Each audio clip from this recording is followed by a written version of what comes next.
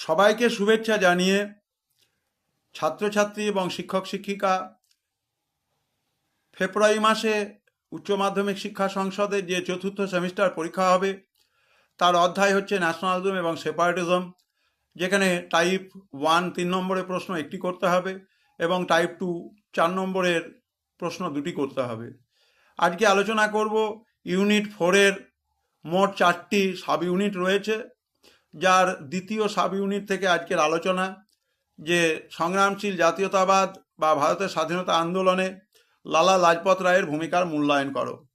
এই প্রশ্নটি 3 অথবা 4 যে কোনো জায়গা থেকেই বিবেচিত হতে পারে। সুতরাং লালা লাজপত রায়ের অবদান আমাদের আলোচনা করতে গিয়ে কি কি বিষয় তুলে ধরব সে বিষয়ে আলোচনা করা হচ্ছে in the light off history, ইতিহাসের আলো ইউটিউব চ্যানেলে।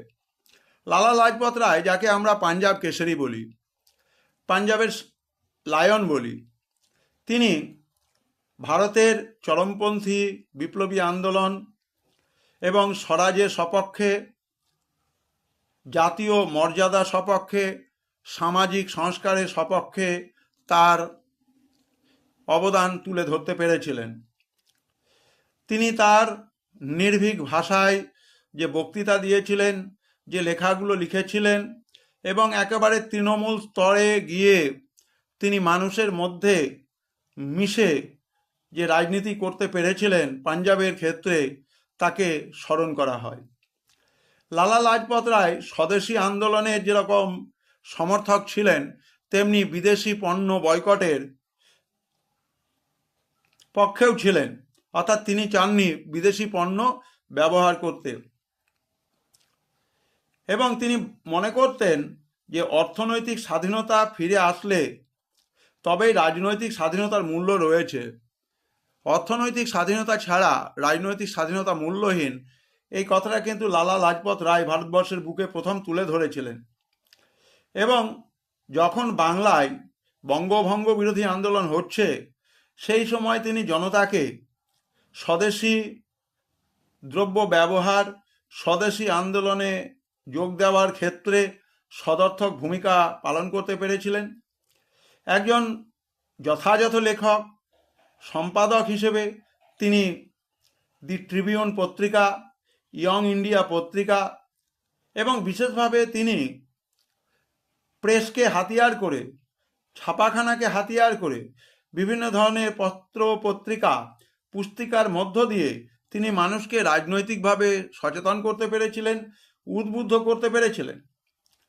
তিনি শিক্ষা সংক্রান্ত সংস্কারগুলো করতে পেরেছিলেন এবং তিনি ডিএভি যে কলেজ, এবং সেখানে কিন্তু তিনি জাতীয় শিক্ষার পক্ষে সওয়াল করেছিলেন। তিনি গোটা পৃথিবী ভ্রমণ করেছেন।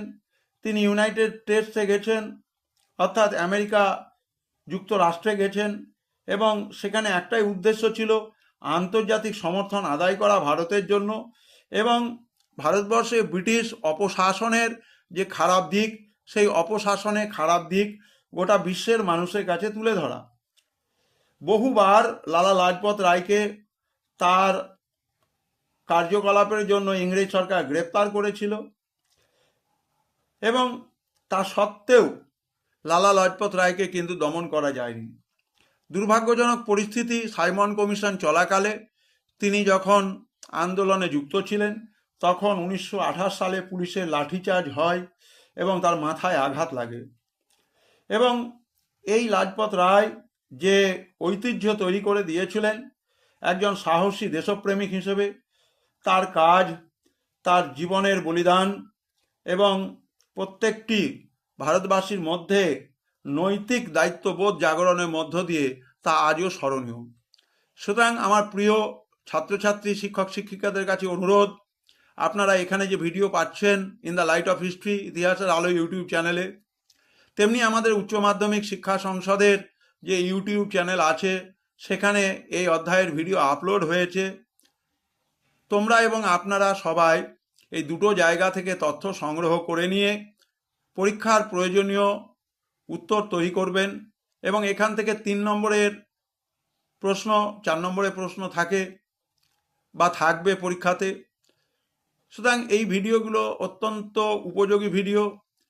সবাইয়ের কাছে অনুরোধ রইল, যারা এই চ্যানেলের মধ্য দিয়ে ভিডিওগুলো ইতিহাসের পাচ্ছেন, তার বাইরে যারা এখনও এই চ্যানেলটি সম্পর্কে জানে না, তাদেরকে জানাবেন যাতে করে তারাও এই উত্তরগুলি পেতে পারে। কারণ যে সমস্ত গ্রন্থ বাজারে রয়েছে সেখানে হয়তো তারা সব কিছুকে স্থান করে দিতে পারেননি, কিন্তু আমাদের চ্যানেলের মধ্য দিয়ে আমরা পুরোপুরি প্রশ্নের উত্তরকে ছাত্রছাত্রীদের কাছে, শিক্ষক শিক্ষিকাদের কাছে পৌঁছে দিচ্ছি, যাতে করে তারা সহজে এই দুরূহ কাজটিকে সহজসাধ্য করতে পারেন।